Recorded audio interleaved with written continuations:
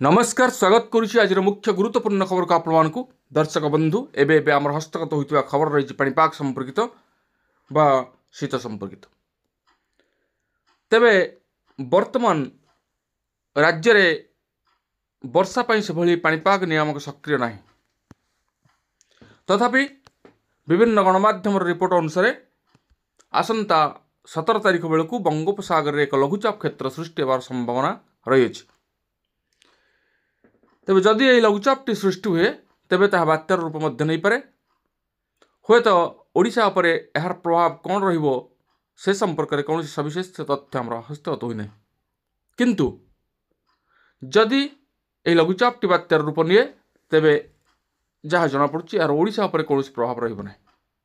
किंतु वर्तमान राज्य रे भीषण शीतलहरी जारी रहिबा पई चेतावनी जारी करिछि पाणीपाग विभाग।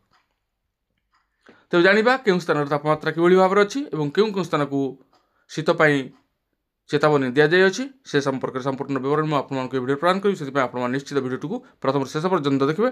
जब वीडियो भल लगे तो पाखे लाल बटन निश्चित सब्सक्राइब करेंगे, पाखे आसुवा बेल आइकन बजाइदेवे और ऊपर आसुवा ऑल नोटिफिकेशन क्लिक करेंगे भूलिए जहाँफल एभली वीडियो सर्वप्रथम आप निकट में पहुँच पार। तेज आसतु जाना आज पाणीपाग खबर को।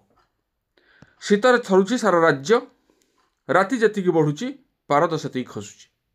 पूर्वर पश्चिम उत्तर दक्षिण सबुठी हाड़भंगा शीतर प्रकोप अनुभूत होउछि। उत्तर पश्चिम दिगरु ओडिशा मध्य शुष्क ठंडा वायु प्रवाह हेउथिबारु शीत बढ़ुथिबा नै सूचना दैछि भुवनेश्वर आंचलिक पाणीपाग केन्द्र।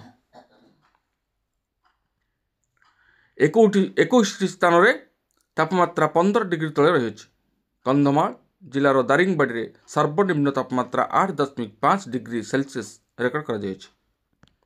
यह पछकु जी उदयगिरी तापमात्रा 8.7 डिग्री सेल्सियस रेकर्ड करा जायछि। आगामी 3 दिन पर्यंत शीतलहरी जारी रहिबो, जहा द्वारा सामान्य आश्वस्ति मिलिबो बोली आशा करा जाउछि। यह पर तापमात्रा 3 रु 4 डिग्री वृद्धि पाइबार संभावना रही। आंचलिक पाणीपाग केन्द्र आकलन अनुसार फुलबाणी रे सर्वनिम्न तापमात्रा अनुभूत हेबो। फुलबाणी रे 9 डिग्री सेल्सियस तापमात्रा रहिबार संभावना रही। से भली अनुगुल रे 12 डिग्री, कोरापुट 14 और राउरकेला 11 डिग्री और Jharsuguda 11 degree, Kendujhar 12 degree, Dhenkanal 14 degree, Bhadrak 16 degree और सुंदरगढ़ रे 11 डिग्री सेल्सियस तापमात्रा रही पारे।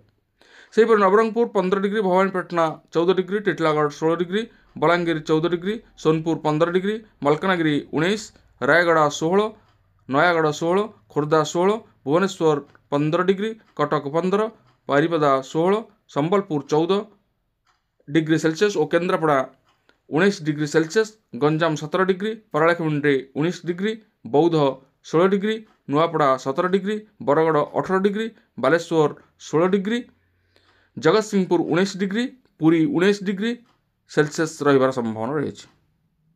तेबे आमे एही पाणीपाग नियामक उपरे नजर रखिबा। आगकू भीषण शीतलहरी आसुची, से पाणीपाग विभाग चेतावनी बारंबार राज्यवासी को सतर्क कराई देउछि। तेणु आगकू घन कुहुड़ी मध्य होवार संभावना अच्छी।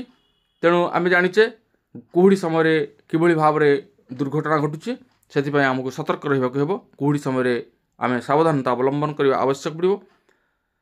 तेणु ये बंगोपसागर जो लघुचाप सृष्टि होगा जाउछि ताहा केते दूर सत्य ताहा आम अनुमान करि पारुने, किंतु विभिन्न गणमाध्यम जो प्रचार रही 17 तारिख बेलू बंगोपसागर एक घूर्णिबल आसूची और तापर बात्या। तेज जाना से खबर केते सत्यासत्य रही समय आसिले जना पड़ो। तेबे ये आज पाणीपाग संपर्कित एक विशेष गुरुत्वपूर्ण सूचना। आज पुणी देखा आगामी भिडियो रे। रहुछि धन्यवाद, नमस्कार।